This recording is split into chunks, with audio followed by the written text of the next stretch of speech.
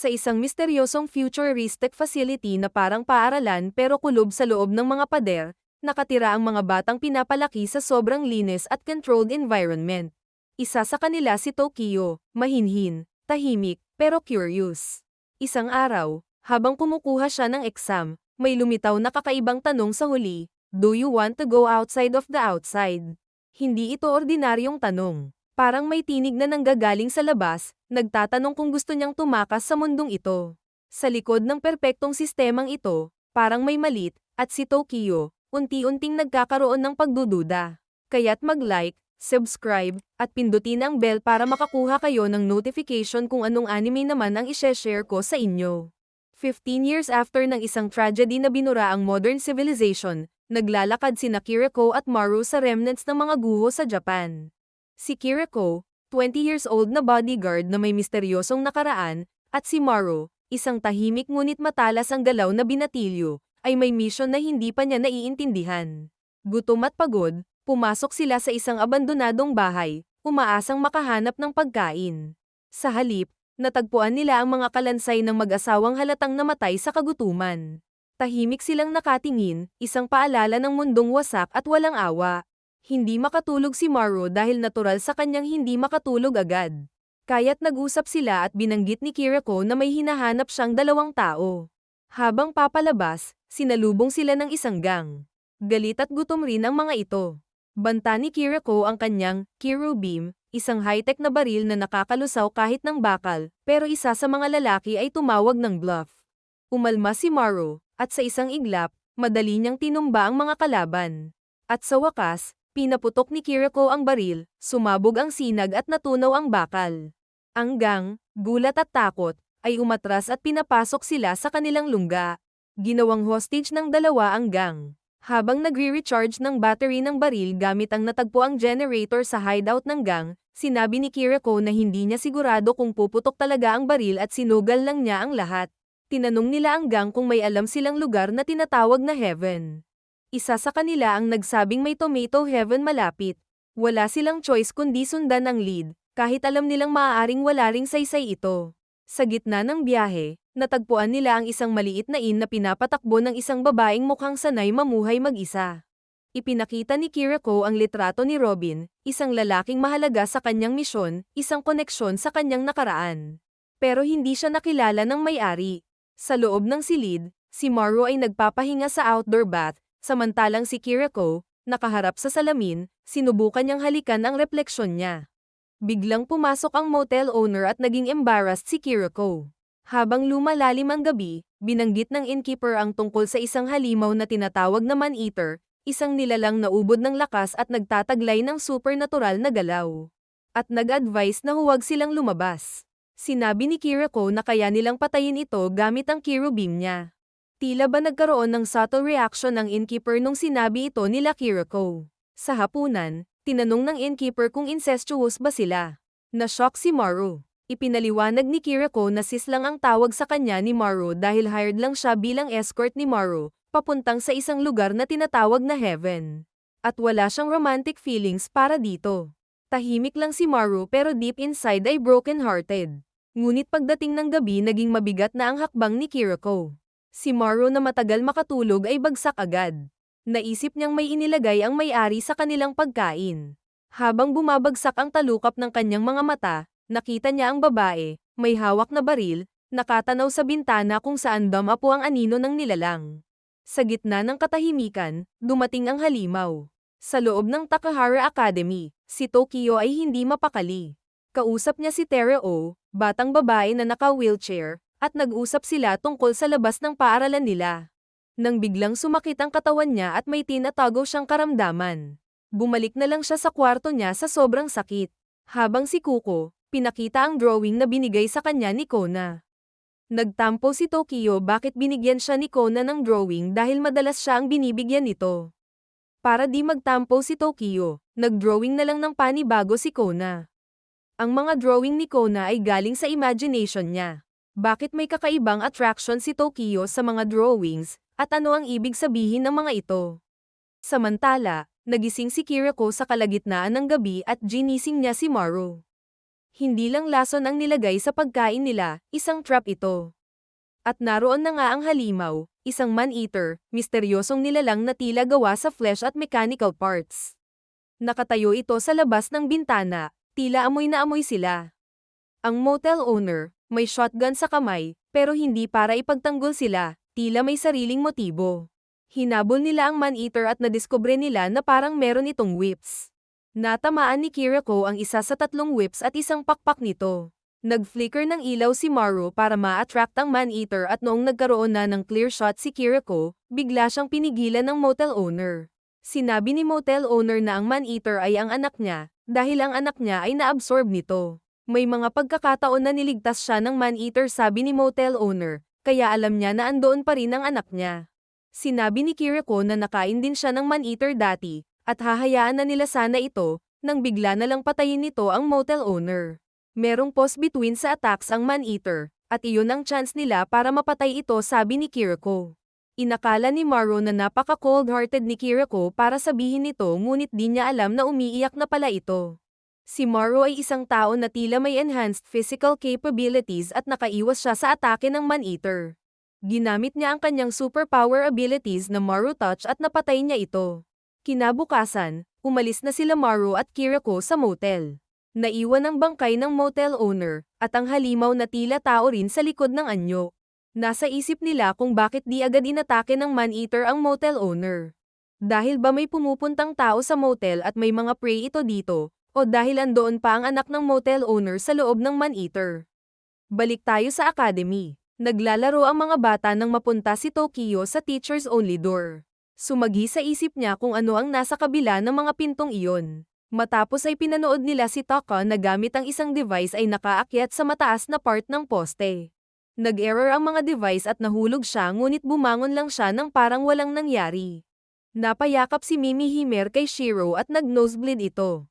Nakarating sila Maru at Kiriko sa isang lugar na sinasabi ng ibang tao na heaven. Dahil mission accomplished na si Kiriko, sinabi niya kay Maru na sabihin niya na ang mga gusto niyang sabihin. Sinabi ni Maru na mayroon siyang gamot para sa isang tao na kamukha niya, at kung sino man ito, siya ay nasa lugar na tinatawag niya na heaven. Tinanong niya kung may sinabi ba si Makura kay Kiriko, since si Kiriko ang huling tao na nakausap nito bago siya mamatay. Si Makura ang nagbigay ng special beam kay Kiriko, at may mga marka sa katawan na parang condition sa katawan kaparehas ng bata na naka-wheelchair sa academy, si Tarao. Ang napuntahan nila na lugar, ay isang village na ang pangalan ay Tomato Heaven.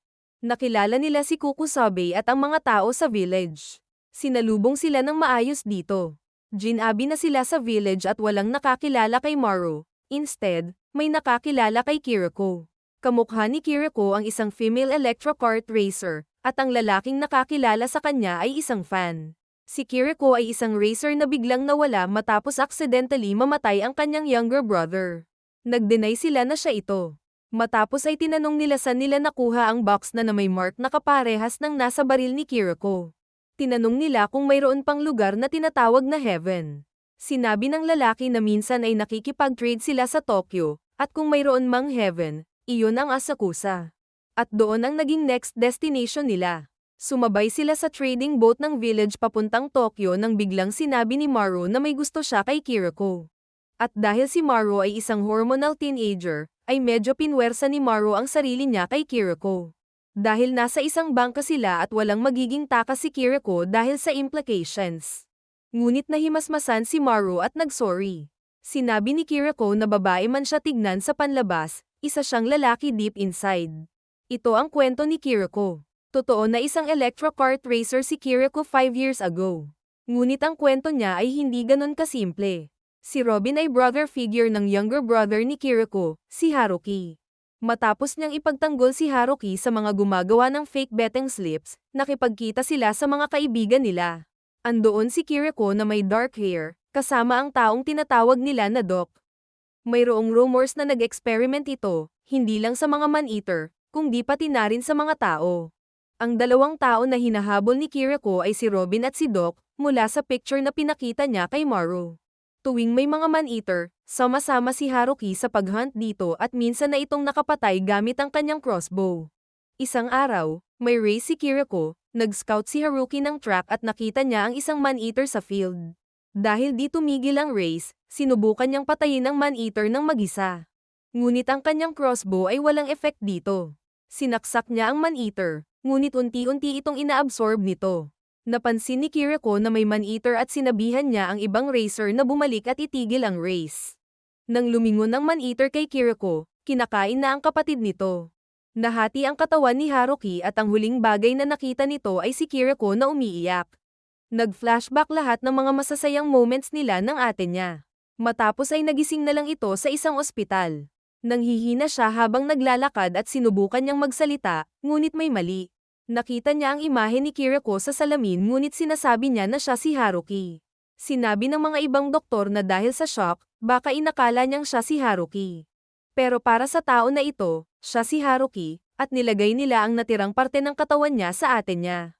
Hindi lang iyon, sa emotional way din, ang tingin niya ay siya si Haruki at pinatay nila ang ate niya. Sinabi ng mga ibang doktor, na kung di dahil kay Doc, namatay na siya. Inabot siya ng 4.5 months bago siya maging fully healed. Matapos ay hinanap niya na si Robin, since iniimbestigahan na niya si Doc. Bumalik siya sa dati niyang tinitirhan, ngunit wala na si Robin at pati ang mga dati niyang kaibigan. Sinabi ng mga ibang tao na patay na si Robin ngunit umaasa pa rin siya. Nagpalipat-lipat siya ng lugar at kumukuha ng mga security jobs, umaasa na makita sila hanggang sa makilala niya si Maru. Matapos niya magkwento, may nagpakitang malaking isda, isang man-eater na mukhang aatakihin sila. Balik sa academy, nagdodrawing si Kona ng isang baby na nasa womb. Ngunit sabi ni Kuko na mukhang goofy daw ito, kaya sinabihan siya ni Tokyo na wag niyang pagtripan si Kona. Ngunit sabi ni Kuko, na ang mga totoong baby ay may malaking mata, hindi katulad ng mga drawings ni Kona. Sabay sa pag-invite niya kay Tokyo na tumingin nito. Habang papalapit sila sa shore, biglang lumitaw ang isang malaking man-eater sa tubig. Isa itong nilalang na may tubig sa buong katawan, parang may sariling armor, at may mga suction cup sa kamay, parang higanteng octopus na halimaw. Mabilis na tumakbo si Kiriko papunta sa captain at pinakihusapang pabilisin ang barko. Pero kahit naka-full speed sila, 30 minutes pa bago makarating sa lupa. Nag-lock ang buong crew sa loob ng control room, pero alam ni Kiriko na di sila ligtas sa pinto lang. Na-realize niya na water-based ang katawan ng halimaw. Kaya may naisip siyang plano. Nagtanong siya kung ano ang nasa ilalim ng deck. Nung una, defensive ang mga crew, parang ayaw nilang ipasok ang halimaw doon. Pero dahil sa emergency, wala silang choice. Si Maru at Kiriko, nilihis ang atensyon ng halimaw. Hinila nila ito pababa, at doon sa lower deck, nakita nila ang sagot, tambak ang deck ng weeds. At ito ang magpapalambot sa katawan ng halimaw. Inabsorb ng damo ang tubig mula sa man-eater. At nang bumagsak ito, halos di na ito makagalaw. Hinawakan ito ni Maru para tignan kung buhay pa ito, patay na ang halimaw. Pagdating sa shore, nagpapasalamat ang mga crew. Doon tinanong ni Kiriko ang tungkol sa bird logo. Isa ito sa clue niya sa paghahanap kay Robin. Ang sabi ng crew, logo iyon ng Mitsuba. Nagsimula silang mag-imbestiga sa lungsod. May nadaanan silang lumang building na parang abandonado. Doon na rin sila natulog, hindi nila alam na ito mismo ang Mitsuba Home Center. Balik sa academy, inaya ni Kuko si Tokyo na tingnan kung ano talaga ang hitsura ng mga baby. Sumama si Tokyo at sa isang secret area, nakita niya ang mga baby sa loob ng glass containers. Pero hindi ito mga normal na sanggol. Wala silang mata, bibig, o paa. May mga mutant-like appendages. Nagulat si Tokyo. Ito ang unang beses na may nakita siyang ganito, isang sikreto ng academy. Biglang nag-alarm, pero di siya nakita sa camera at parang naging invisible si Tokyo. Nakalusot sila ngunit sa pag-akyat niya, may naiwan siyang shoe print. Tinanong ng director si Mina, ang AI na siyang brain ng academy. Sabi nito wala lang ito, at kailangan niya ng further investigation. Nag-confess si Shiro kay Mimi Himer ng feelings nito sa kanya ngunit hindi niya ito nasabi ng maayos. Narinig ito ni Tokyo. Binisita niya si Taro, at sinabi niyang namimiss niya na itong kalaro. Kines ni Tokyo si Taro ngunit dahil sheltered din siya, di rin niya ito naiintindihan. Nagulat si Tokyo at tumakbo palayo. Bigla siyang nakita ni Kona. Nag-open up siya, at doon umamin si Tokyo na gusto niya si Kona. Babae pala si Tokyo. Tahimik si Kona, pero ngumiti. Sinabi niyang gusto rin niya si Tokyo, at gusto niyang maging partner niya balang araw. Pero hindi nagtagal ang saya. Pagbalik niya sa kwarto, tinawag siya sa infirmary. May masamang balita, lumala ang sitwasyon ni Taro. Humingi ng tawad si Taro kay Tokyo. Alam niyang mali ang ginawa niya, at hindi niya nirespeto ang nararamdaman ni Tokyo. Okay lang ito, sabi ni Tokyo, matapos ay sinabi ni Taro na kailangan umalis ni Tokyo sa academy. Nasa acceptance stage pa si Maru matapos niyang malaman na lalaki pala si Kiriko. Naglalaro siya ng arcade nang ginambala siya ng ibang mga tao. Sinipa nila si Maru at natanggal ang ngipin nito. Ngunit nabugbog ni Maru ang mga attackers niya. Pinagsabihan siya ni Kiriko na wag siya basta-bastang nakikipag-away dahil may backup ang mga ito usually. Sa unang tingin, si Maru ay isang inosenteng binatilyo.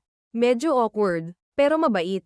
Matapos ay nag-open up siya kay Kiriko ng isang parte ng kanyang buhay na walang ibang nakakaalam.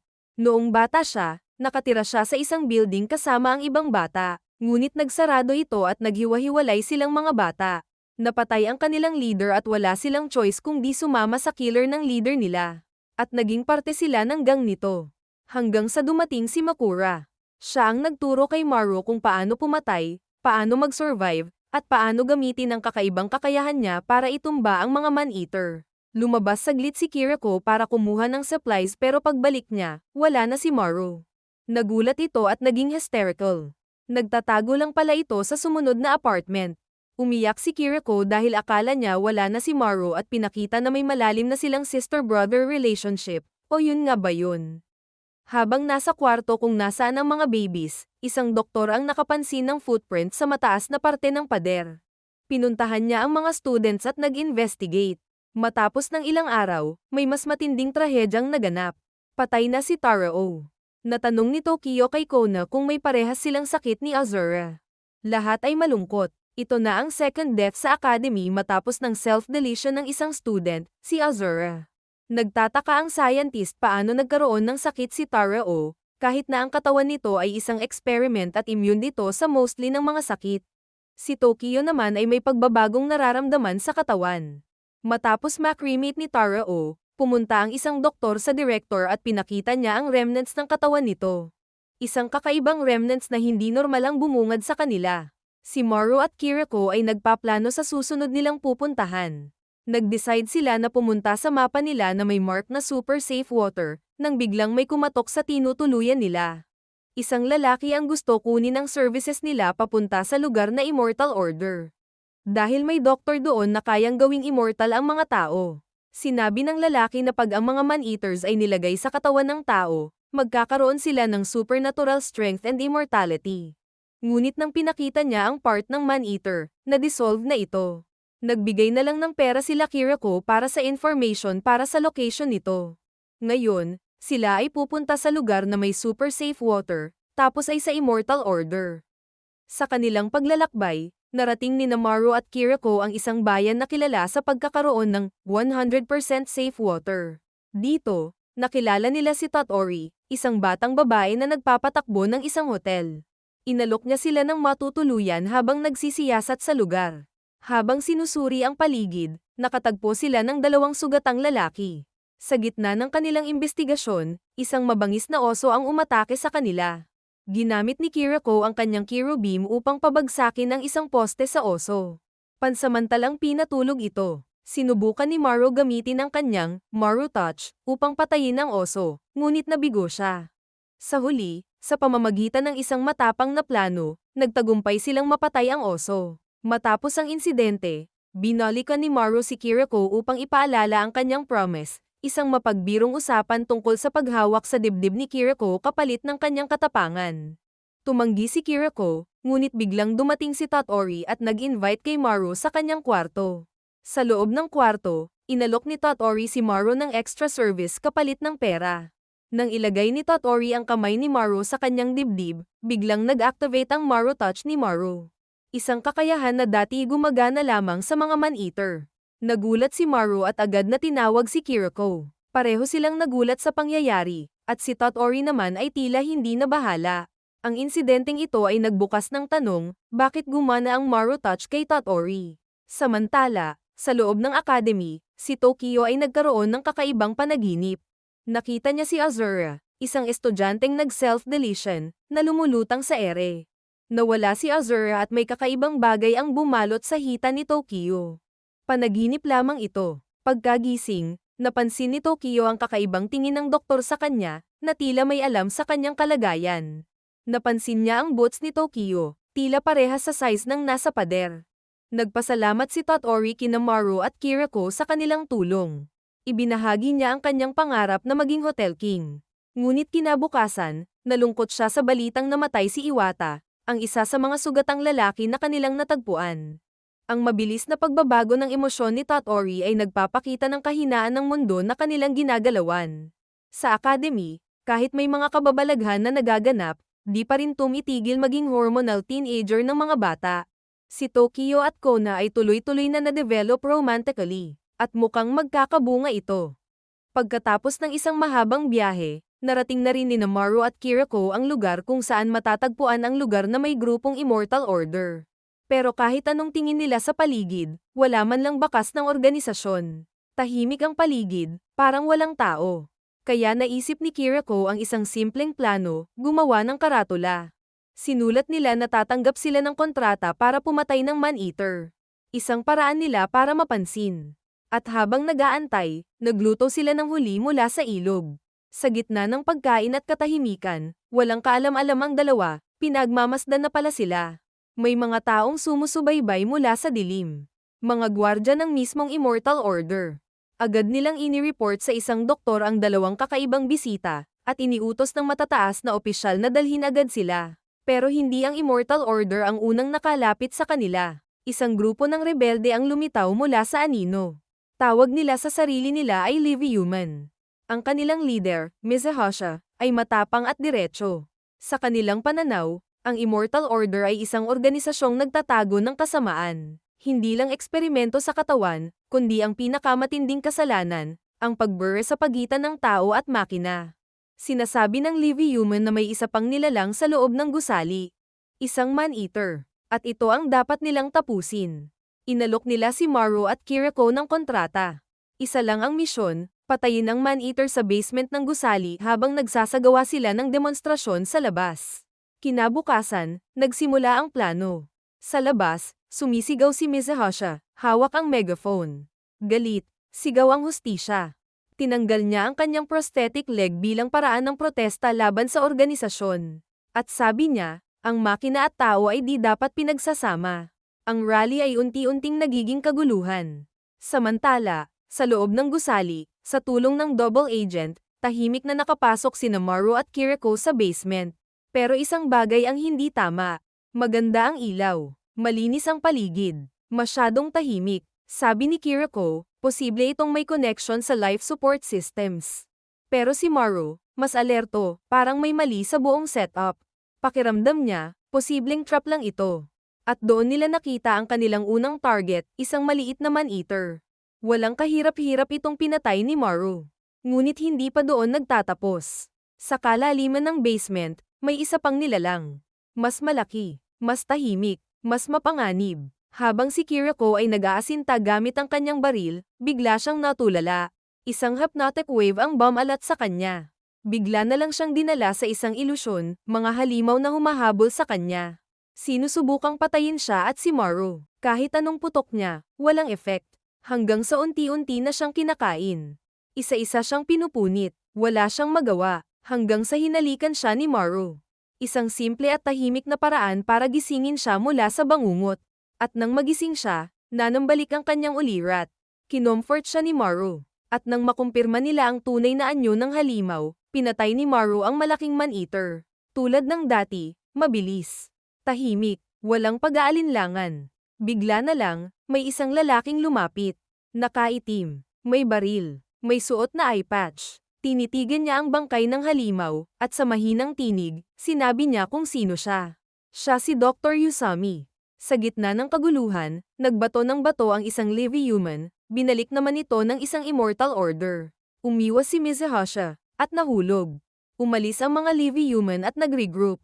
Matapos nila makonfirm na wala na ang man-eater sa basement. At dito magsisimula ang gulo.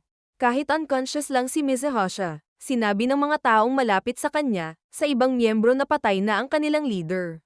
Ginamit nila ito bilang rason para maging hudyat ng digmaan, at susugurin na nila ang Immortal Order. Habang naguguluhan ang mga tao sa labas, si Kiriko at Maru ay patuloy na sumasalang sa mga kababalaghan sa loob ng gusali. Dinala sila ni Dr. Usami, isa sa mga lider ng Immortal Order, sa isang kwarto kung saan nakatambad sa kanilang harapan ang isang babaeng halos wala ng katawan, si Hoshio. Si Hoshio ay may malubhang sakit, isang kondisyon na kapag hindi naagapan, magiging isang man-eater siya. Ang nag-iisang paraan para makapag-communicate sa kanya ay isang tablet na nakakonek sa katawan niya. At dito papasok ang isang mabigat na desisyon. Si Maru, na may kakaibang kakayahan, ang pinili ni Dr. Usami para patayin si Hoshio bago pa siya maging ganap na halimaw. Si Maru ay nag-aalangan dahil ito ang unang beses niyang nagagawin ito.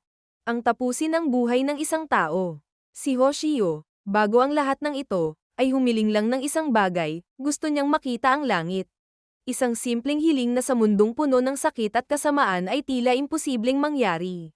Samantala, nakapasok na nga mga Livy Human at nag-evacuate ang mga pasyente sa mas mataas na part ng building.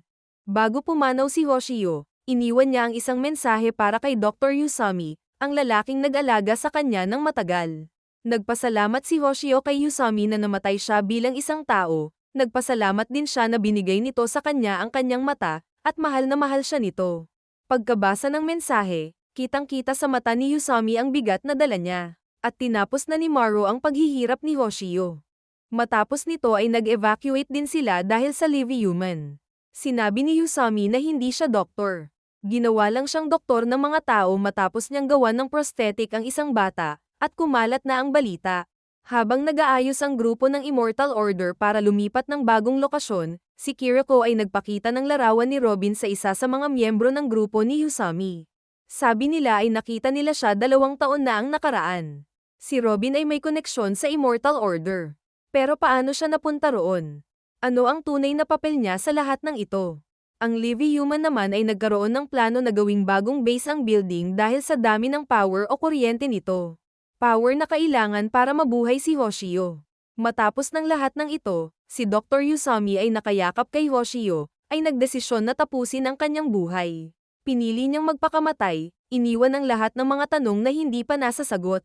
Naging malungkot ang dalawa. Si Maru ay kini-question ang sarili at ang special abilities niya dahil sa pangyayari.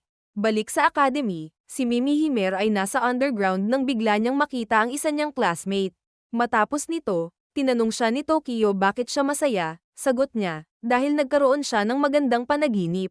Ipinakita ang isang importanteng bahagi ng nakaraan ni Azura, isang estudyante sa academy na may kakayahang magpagaling at mag-levitate.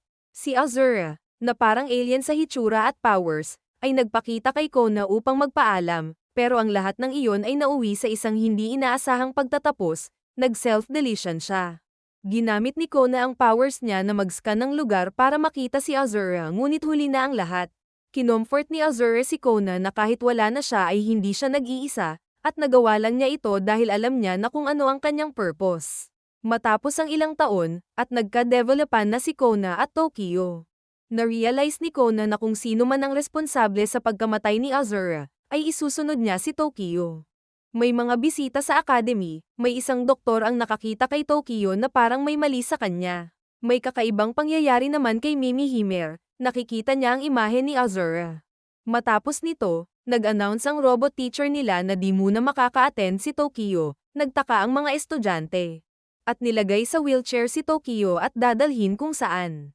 Samantala, si Kiriko at Maru ay patuloy na naghahanap ng mga sagot.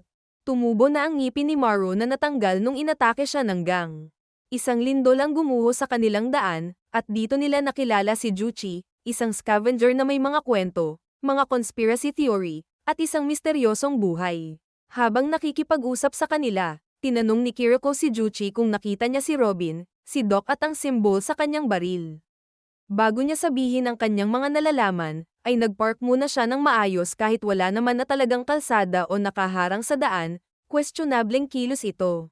Nagkaroon ng maraming kwento si Juichi at lahat ng ito may bayad. Parte ito ng kanyang gimmick, may bayad para magkwento. Nagkwento siya tungkol sa Great Disaster, At dito niya ibinahagi ang tatlong pinakamalaking teorya tungkol sa pinagmulan nito. Una, isang asteroid. Pangalawa, isang alien invasion. At pangatlo, isang digmaan. Para bang, ang mga ito ay simpleng mga kwento na pinapalabas para pagtakpan ang katotohanan. Nagbayad sila ulit para sa ibang kwento dahil di niya nasagot ang tanong niya. Dito nagsimula na ikwento ang tungkol sa isang walled town, isang lugar na napapaligiran ng pader at pinamumunuan ng mga kababaihan. Dating itong school na ginawang base ng mga babae. Around 20 to 30 na babae ang ginawang bahay ito. Pag may lalaking maligaw dito ay papatayin nila, ngunit kung healthy ang lalaki at may itsura, gagawin itong breeding pig. Isang araw, siya ay nahuli, at naging breeding pig number 11. Pag babae ang pinanganak, magiging kasama ito ng mga babae. Ngunit pag lalaki, palalakihin din ito kasama ng mga nakakulong na lalaki at gagawin din itong breeding pig. Ang nagkaroon siya ng anak sa isang babae, at naging lalaki ang anak nila. Dalawa sa mga breeding pig kasama ang mga partner nila ay sinubukang tumakas ngunit nahuli sila. Siya lang ang nakatakas. Ilang araw matapos nito ay may nakabitin na dalawang babae sa labas ng gate ng lugar. Doon nagtapos ang kwento niya. Ngunit habang sinusubukan ni Kiriko at Maru i-verify ang mga kwento ni Joichi, may mga detalye na hindi nila maiwasang hindi pansinin. Halimbawa, bakit parang madali nilang nalaman na hindi totoo ang mga tato ni Juchi na siyang ginamit na panlilinlang. Matapos nito, umalis na si Joichi. At kaya pala siya biglang nagpark dahil may hinaranggan siyang karatula. At nandoon ang logo na hinahanap nila Kiriko. Ito ang Takahara Academy. Mayroon silang dokumentong natagpuan tungkol sa Takahara Academy na nagbigay ng bagong liwanag sa mga nangyayari sa paligid nila.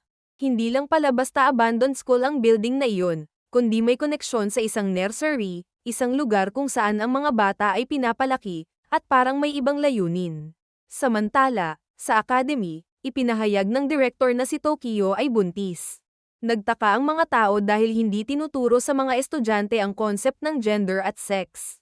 Malaking bagay ito dahil maaring masira ang image ng Takahara Academy. Nahanap ni Kiriko at Maru si Joichi, at kinonvince nila ito na hanapin ang nawawala nitong anak kahit di nila alam kung totoo ang kwento nito tungkol sa mga breeding pigs. Bumigay si Joichi at nakipagtulungan na sa kanila.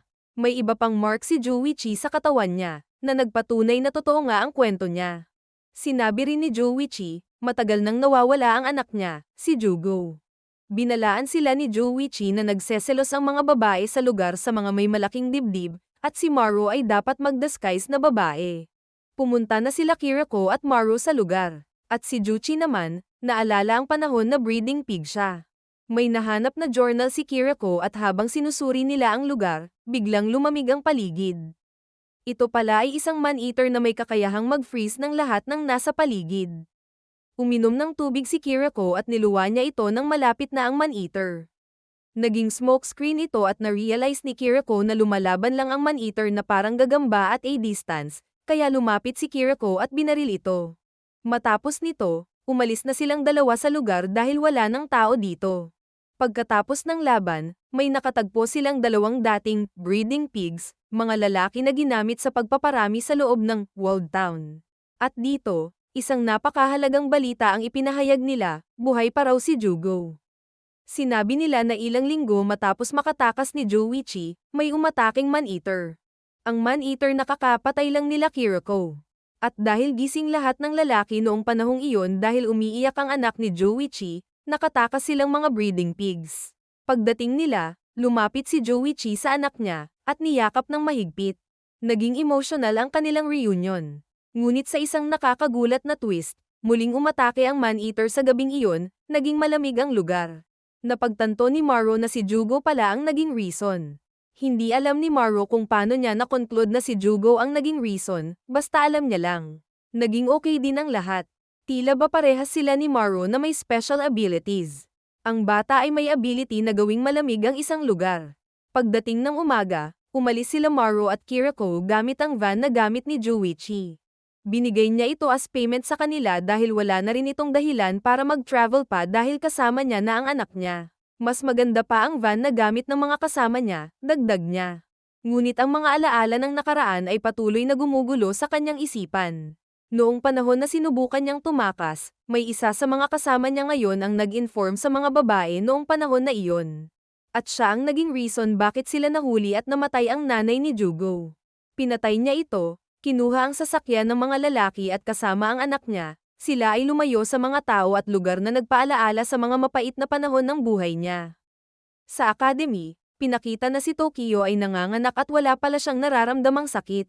Dito, binanggit ng director kay So Atari ang posibilidad na ang anak ni Tokyo, na produkto ng dalawang bata, ay maaaring magkaroon ng kakayahang labanan ang nakamamatay na sakit na kumakalat sa mga batang pinanganak ni Mina, ang artificial intelligence.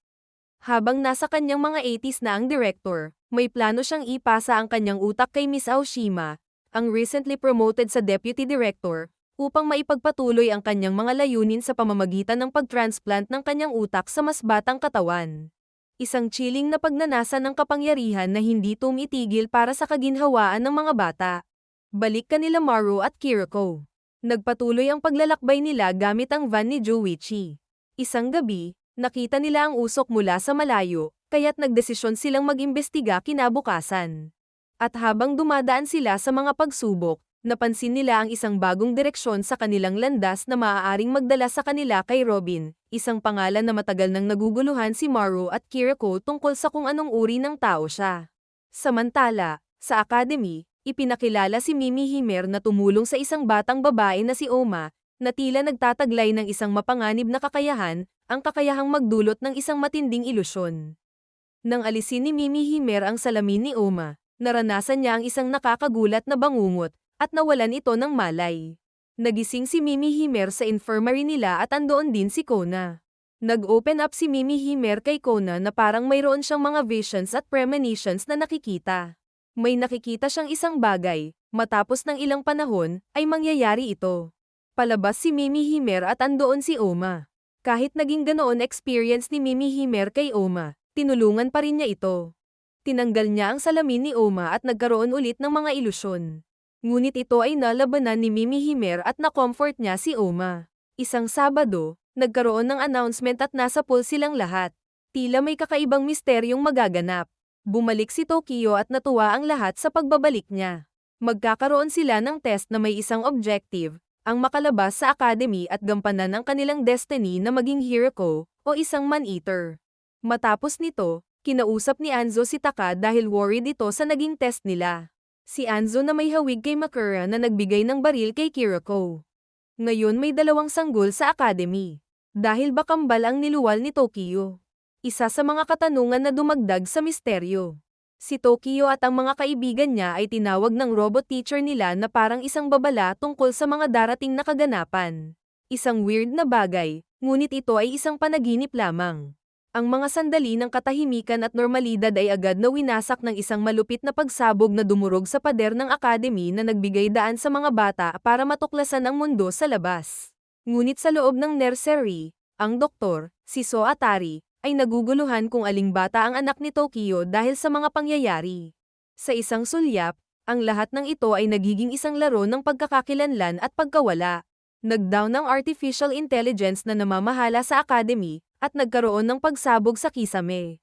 Samantala, natagpuan ni Maru at Kiriko ang isang masiglang market na halos imposible nang hindi mapansin. Parang isang lugar na hindi nila inaasahan sa ganitong uri ng mundo. Ngunit sa kabila ng mga tao at buhay na parang normal, napansin nilang ginagamit ang chips bilang pera, isang konsepto na malayo sa buhay na nakasanayan nila. Napunta sila sa Ministry of Reconstruction upang magparehistro at ma-convert ang pera nila sa chips. Sa lugar na ito, ang mga tao ay kinukuhanan ng picture at kinukuha ang detalye nila bago makapag-transact. Dito, nagtanong si Kiriko kung andito si Robin at nag-confirm ang staff na andito nga siya. Dahil understanding si Maru, hinayaan niyang pumunta si Kiriko kay Robin ng mag-isa. Nagbigay ng assurance si Kiriko na babalik ito. Habang hinihintay ni Kiriko ang kanilang pag-uusap kay Robin, dinala siya ni Robin sa isang lugar na tinatawag na Large Filtration Plant, isang lokasyon na dating bahagi ng Takahara Academy Ibaraki Facility. Habang nagkakaroon ng atake sa academy, naghiwalay ang mga bata, si Kono ay kasama ang mga mas nakakabata sa kanila, ang iba ay para i-rescue si Tokyo. Nagkaroon ng butas sa isang pader sa academy at nauna si Mimi Himer na lumabas. Nakita na nila ang totoong outside world. Napupo si Mimi Himer dahil first time niya nakita ang kalangitan, tila ba na-overwhelm ito. Kinuwento ni Kiriko ang nangyari sa kanya at nasabi ni Robin na baka kakagawan ito ni Doc na ang tunay na pangalan ay Sakota. Nakwento din ni Kiriko na nakilala nila si Yusami at nalungkot si Robin nang sinabi niya ang mga nangyari. Matapos nito, nag-shower si Kiriko. Nagtaka siya nang wala na ang mga damit niya sa banyo. Iyon pala, si Robin ay may masamang plano kay Kiriko. Nagpupumiglas si Kiriko nang biglang ipakita ni Robin sa salamin ang itsura niya. Sinabi ni Robin na hindi siya naniniwala at imposible na nilagay ang ulo ni Haruki sa katawan ng ate niya. Sa mga mata ni Kiriko, hindi niya nakikita si Haruki, ang lalaking nasa loob niya. Dito pinakita kung gaano katindi ang body dysmorphia ni Kiriko o Haruki dahil sa mga nangyari sa katawan niya. Kung saan ang ulo ni Haruki ay nilagay sa katawan ng ate niyang si Kiriko. At tuluyan na siyang pinagsamantalahan ni Robin. Si Robin na brother figure ni Haruki. Nagsimula sa paglalakbay ni Nataka at Anzo sa labas ng mundo, patuloy nilang tinutuklas ang mga misteryo ng bagong realidad. Habang si Mimi Himer at Shiro naman ay nagpasyang bumalik sa academy upang ipaalam sa iba ang kanilang natuklasan. Ibinigay ni Dr. So Atari ang isang sanggol kay Aoshima, sinasabing ito ay anak ni Tokyo kahit hindi talaga ito sigurado. Nag-decide silang dapat ibigay ang baby kay Tokyo. Ipinahayag ni Aoshima ang Noah Project, isang plano upang iligtas ang mga bata. Ngunit dumating ang badly injured na director, at nang subukang kunin ang sanggol mula kay Tokyo, nag-activate ang mga kapangyarihan ni Tokyo. May lumabas sa kanyang kulay pula na bagay na katulad ng nakita niya minsan sa panaginip niya. Si Shiro at Mimi Himer naman, ay naligaw pabalik sa academy. Nahulog si Mimi Himer sa bangin ngunit nasalba siya ni Shiro. At doon nagsimula ang mas malalim na relasyon nilang dalawa. Ano kaya ang magiging ending nilang dalawa? Balik kay Maru, siya ay nagdesisyong hanapin si Kiriko matapos ang 2 araw ng pag-aalala. Nang marinig niyang binanggit ang pangalan ni Robin at ang mga nangyari sa ex-girlfriend nito, hindi na nakapagpigil si Maru at nagdesisyong pasukin ang filtration plant. Nahanap niya si Kiriko na nakagapos at walang saplot. Nang makita ito, walang alinlangang, binugbog ni Maru si Robin. Nangyari ito nang walang awat, hanggang sa si Kiriko mismo ang huminto kay Maru, at pinigilan siyang patayin si Robin. Pareho silang umalis at nagpatuloy sa kanilang paglalakbay, ngunit sa kanyang kalagayan, si Kiriko ay puno ng kalituhan at lungkot. Si Maru, sa kabila ng lahat, ay muling naghayag ng kanyang nararamdaman para kay Kiriko, at ipinangako na poprotektahan siya. Sa kabila ng lahat ng sakit, dahan-daang nilisan ni Kiriko ang nakaraan na may luha sa mata at hawak ang isang sirang larawan ni Robin. Pinuntahan ng ibang lalaki ang filtration plant at nag-imbestiga rin kay Robin. Nakita nila ang isang kwarto na mayroong babae na nakakabit sa isang man-eater at nagsisilbing life support nito.